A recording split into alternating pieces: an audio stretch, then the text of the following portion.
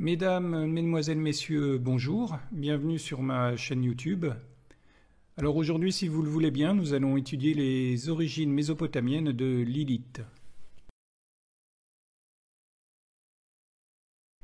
Lilith est connue pour être un démon féminin de la tradition juive. Dans l'Ancien Testament, la seule référence la concernant figure dans le livre d'Ésaïe, en vers 34-14. Dans cette prophétie sur la fin du royaume d'Édom, ce territoire est décrit comme une terre désolée. Il est habité par des bêtes sauvages et par Lilith. Lilith apparaît 4 fois dans le Talmud. Elle est décrite comme un démon féminin aux cheveux longs et pourvu d'ailes. Sa figure de succube est mise en avant. Ce texte met en garde les hommes dormant seuls dans une maison de crainte que Lilith ne s'approche d'eux. Toujours dans ce texte, Lilith est une créature qui s'attaque à tous les humains et pas spécifiquement aux enfants, ce que nous verrons un peu plus tard. Quant à l'alphabet de Ben Sira, qui fut une composition beaucoup plus tardive, c'est un texte qui était rédigé en perse vers le Xe siècle. Lilith y est présentée comme la première femme d'Adam. Comme elle ne s'entend pas avec celui-ci, elle s'enfuit dans la mer Rouge.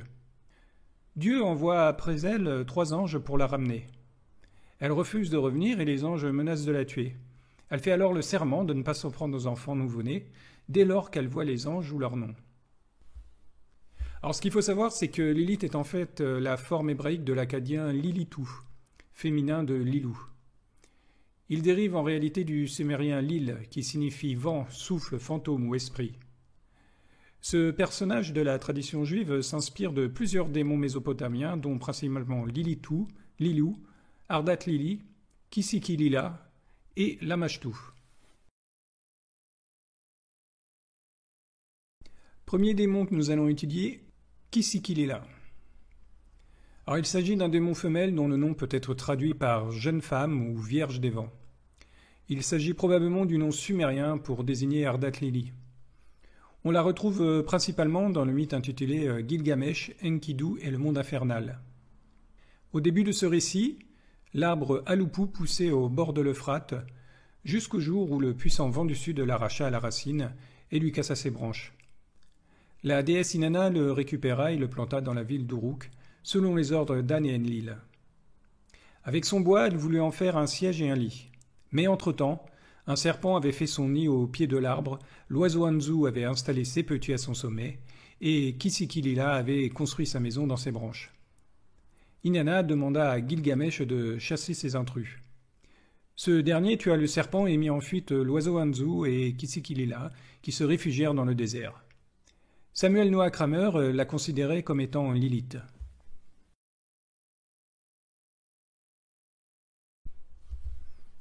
Passons maintenant, si vous le voulez bien, aux démons dans les cultures de langue akkadienne. Lilitou, Lilou et Ardat Lili formaient à eux 3 un groupe de démons que l'on retrouve dans la culture mésopotamienne. Ces 3 entités sont généralement citées ensemble dans le recueil d'incantations contre les méchants démons que nous connaissons aujourd'hui sous le nom des incantations canoniques Udughul. Dans les textes akkadiens, Lilitou, Lilou et Ardat Lili sont des variantes masculines et féminines d'une même typologie de démons, plutôt que des noms propres. De manière générale, ces puissances sont d'ailleurs mal distinguées les unes des autres. Lilou était connu pour errer dans le désert ou les grands espaces. Selon certaines traditions, il pourrait s'agir d'anciens jeunes hommes décédés avant d'avoir pu se marier. Lilou attaquait particulièrement les femmes endormies dans le but d'en faire ses conjointes. Il lui arrivait aussi de nuire aux femmes enceintes et aux enfants. La version féminine du Lilou se nommait Lilitou. Concernant Ardat Lili, son nom signifierait Vierge Lili. Il s'agirait de l'esprit d'une jeune femme morte célibataire. Elle était incapable d'avoir une activité sexuelle normale. Sa frustration la poussait à s'en prendre physiquement aux hommes ou bien de les empêcher de se marier. Elle avait le pouvoir de rendre les hommes impuissants et les femmes stériles.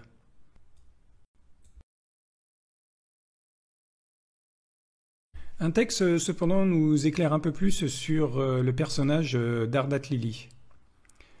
Alors, il s'agit en fait de fragments de plusieurs tablettes décrivant une incantation bilingue sur 2 colonnes, donc une colonne en sumérien et l'autre en akkadien, contre Ardat Lili, et ce texte daterait du 1er millénaire avant notre ère.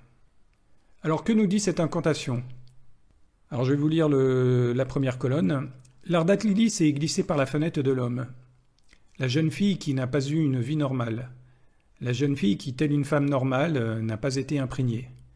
La jeune fille qui, telle une femme normale, n'a pas été déflorée.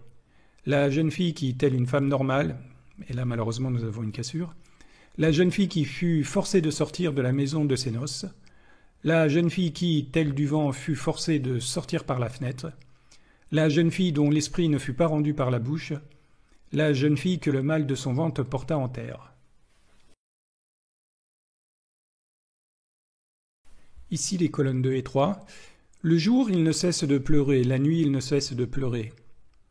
L'homme, fils de son Dieu, la démone lui arracha sa vie, comme un roseau.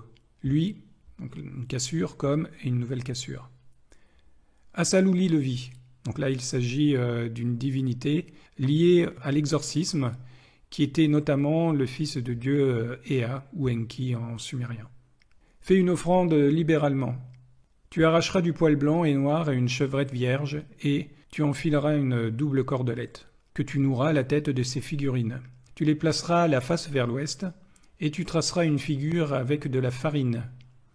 Pour leur sacrifice funéraire, qu'elles se tiennent là. À la porte des Anunnaki, qu'elles soient envoyées. Par les Anunnaki, les grands dieux, conjure-les. Par le ciel et la terre, conjure-les. Il a été puni, que sa faute soit absoute. Le texte se poursuit ainsi. La jeune fille de l'espace hanté est revenue sans cesse par la fenêtre vers la jeune fille. L'Ardat Lili qui, par la fenêtre de la maison, a volté vers l'homme. La jeune fille que, telle une femme normale, aucun mal n'a imprégné. La jeune fille que, telle une femme normale, aucun mal n'a défloré. La jeune fille qui, dans le giron de son mari, n'a pas touché son sexe, ou à la volupté. La jeune fille qui, dans le giron de son mari, n'a pas écarté son vêtement.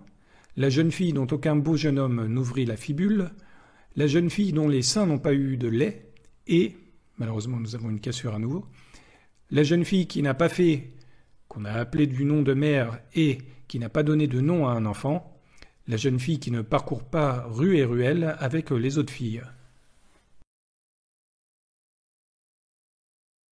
Enfin la dernière partie de l'incantation.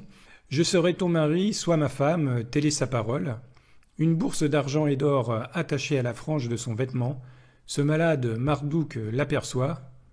Donc Marduk était le roi des dieux dans la culture babylonienne.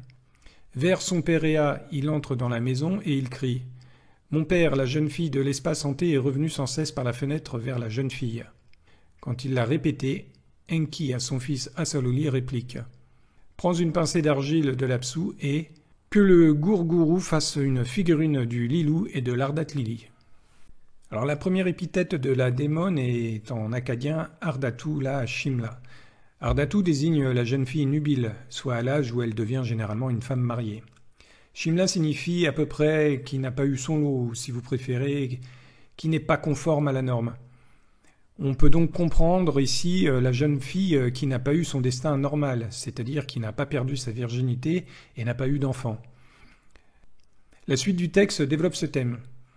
Il explique pourquoi Ardat Lili est par excellence une dame Nutukua, donc c'est du sumérien, ce qui veut dire celle qui n'a pas pu accomplir son mariage. Cet acte manqué est en fait le moment décisif de son destin anormal. De même que la Lamashtu, qui est une déesse déchue devenue démone, Ardat Lili ne serait-elle pas une femme devenue démone par la faute d'un destin contre nature? Le fait ne serait pas sans parallèle dans d'autres sociétés. La femme frustrée devenue après sa mort un être maléfique est un thème très répandu. La jeune fille a été forcée de quitter la maison de ses noces. Parmi les méfaits des démons, on trouve un couple d'expressions parallèles s'appliquant l'une à l'homme et l'autre à la femme, et exprimant la même idée. Il est impossible d'affirmer qu'il s'agit bien ici d'un cas semblable, mais on peut retenir l'hypothèse d'une possession, entraînant pour la victime l'incapacité d'accomplir ses noces. Les effets de cette possession seraient la maladie et le départ furtif de la jeune fille, forcée de sortir comme le vent par la fenêtre. Le rituel pour conjurer l'Ardat Lili nous informe qu'il fallait fabriquer 2 figurines représentant la démone et le Lilou. Il est classique d'apaiser un démon en lui donnant ce qui lui manque par excellence. Aussi peut-on penser que le Lilou joue ici le rôle d'un parèdre de substitution. Dernier démon dont s'inspire Lilith, je veux parler de Lamashtu, ou Dimé en sumérien. Alors il s'agit d'un démon femelle représenté avec la tête d'un lion, les dents d'un âne, des seins nus, un corps velu, des mains souillées probablement par du sang de ses victimes, de longs doigts et ongles, et des serres d'oiseaux similaires à ceux d'Anzu. Elle était souvent montrée debout ou agenouillée sur un âne, tenant un serpent, parfois à 2 têtes dans chaque main, tout en allaitant un cochon à son sein droit et un chien à son sein gauche. Alors 2 explications différentes peuvent expliquer l'allaitement de ces animaux. La première est de les considérer comme des bêtes de la fange.